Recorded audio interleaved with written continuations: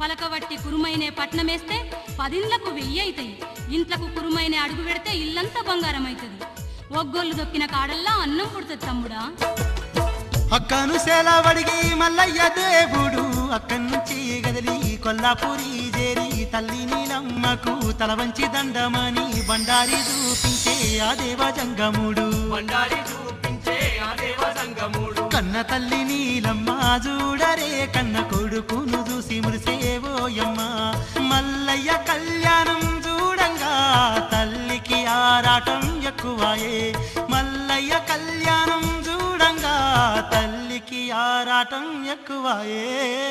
భక్తులారా విధంగా లోక కళ్యాణార్థం కై బండారి తెచ్చిన బంగారు దేవుడు మల్లయ్య అంగరంగ వైభవంగా బండారితోని బాసంతమాడుతున్నాడు చూడమ్మా.